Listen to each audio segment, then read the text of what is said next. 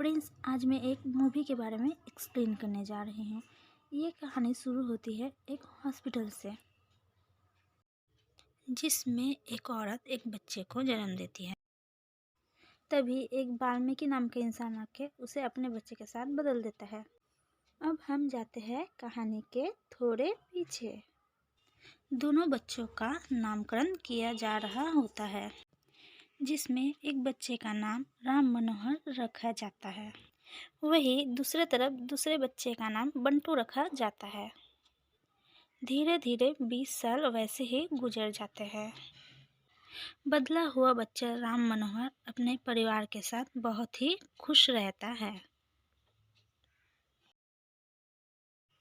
दूसरी तरफ बंटू बहुत ही गरीब परिवार के साथ अपना जीवन यापन करता है।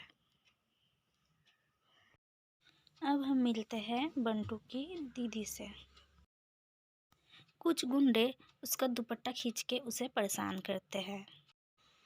फिर बंटू उन गुंडों से अपने दीदी का दुपट्टा वापस लेने के लिए जाता है, लेकिन वो लड़के सीधी तरह नहीं मानते हैं। इसलिए बंटू उन लड़कों की बहुत पिटाई करता है। फिर बंटू एक कंपनी में जॉब के लिए इंटरव्यू देने जाता है। वहीं उसकी मुलाकात एक अम्मू नाम के लड़की से होती है। बाद में उसे पता चलता है कि वो उस कंपनी की बॉस है। बंटू और अम्मू, जो कि उसकी बॉस है, वो दोनों एक मीटिंग के लिए जाते हैं।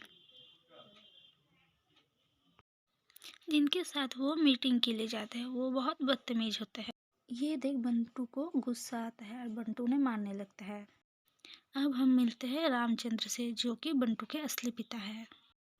वो भी वहीं दूसरी तरफ अपनी मीटिंग कर रहे होते हैं। फ्रेंड्स, अब हम देखते हैं यहाँ सब तो उल्टा ही होने लगता है। जिस लड़की से बंटू प्यार करता है उसकी सगाई तो राज मनोहर से होने लगती है, जिसे देख बंटू का दिल बहुत ही टूट जाता है और वो बहुत नाराज़ हो जाता है और अम्मू भी बहुत नाराज़ हो जाती है। बंटू और अम्मू को अपने प्यार का एहसास हो जाता है और वो एक दूसरे से अपने प्यार का इजहार कर देते हैं। तो गाइस, हम सभी को पता है सभी कहानी में एक ना एक तो विलन होता ही है। तो अब हम मिलते हैं अपला नायडू से, जो कि इस कहानी का विलन है। एक दिन अचानक अम्मू और बंटू रामाचंद्र के ऑफिस जाते हैं। वहां जाके देखते हैं कि रामाचंद्र जख्मी पड़ा रहता है। फिर दोनों मिलके रामाचंद्र को हॉस्पिटल लेके जाते हैं, लेकिन हॉस्पिटल जाके कुछ और ही राज का खुलासा होता है। बंटू, जो कि रामाचंद्र का असली बेटा है, ये बता के नर्स मर जाती है। अब हम मिलते हैं इंदु से, जो कि रामाचंद्र की पत्नी है और बंटू की असली माँ है। लेकिन रामाचंद्र और बंटू की माँ, जो कि इंदु है, उनके संबंध अच्छे नहीं हैं आपस में।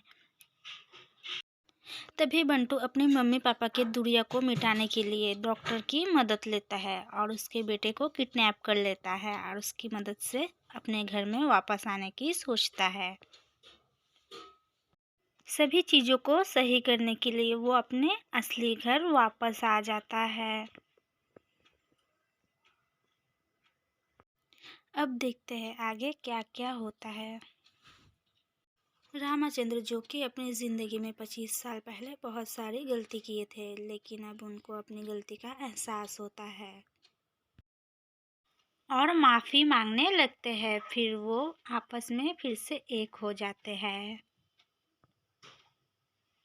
अपला नायडू, जो रामाचंद्र की सारी प्रॉपर्टी जोर जबरदस्ती अपने नाम करवाना चाहता है, लेकिन उनका बेटा राजचंद्र कुछ भी संभाल नहीं पाता है।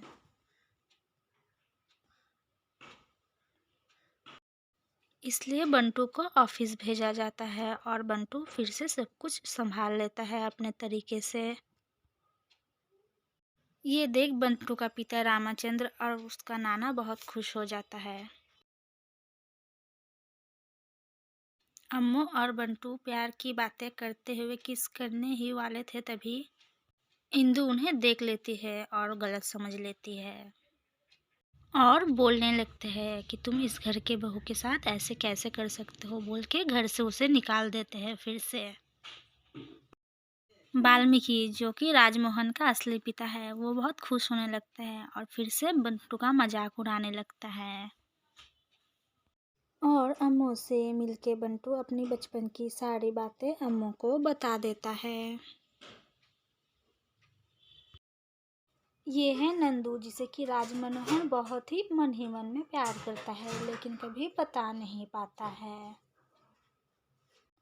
अपला नायडू रामचंद्र की सारी प्रॉपर्टी को लेने के लिए नंदू को किडनैप कर लेता है और उसे मारने की धमकी देता है। और नंदू को बचाने के लिए सारी प्रॉपर्टी अपला नायडू के नाम पे करने के लिए तैयार हो जाते हैं।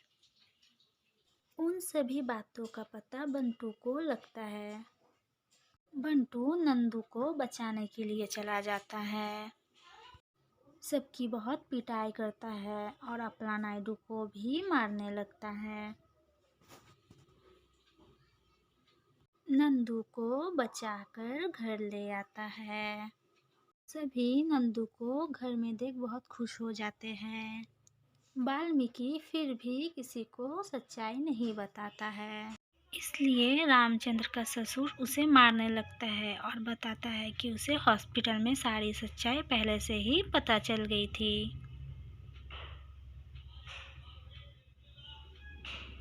सबको पता लग जाता है कि बंटू ही उनका असली बेटा है।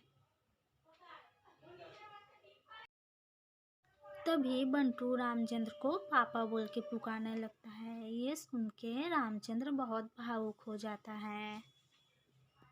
तभी बंटू की असली माँ इंदु बोलने लगती है, तुम वो सत्य हो जो मुझे पसंद नहीं, लेकिन तुमने मेरे बेटे को बचाया है, इसलिए मैं तुम्हें स्वीकार करती हूँ। ये कहकर उसे गले लगा लेती है। राजमोहन, जो कि वाल्मीकि का असली बेटा होता है, वो अपने घर वापस लौट जाता है। बंटू, जो कि ये सारी प्रॉपर्टी का असली मालिक होता है, वो सब उसे मिल जाता है। ये देख वाल्मीकि को बहुत ज़्यादा ही अफसोस होता है।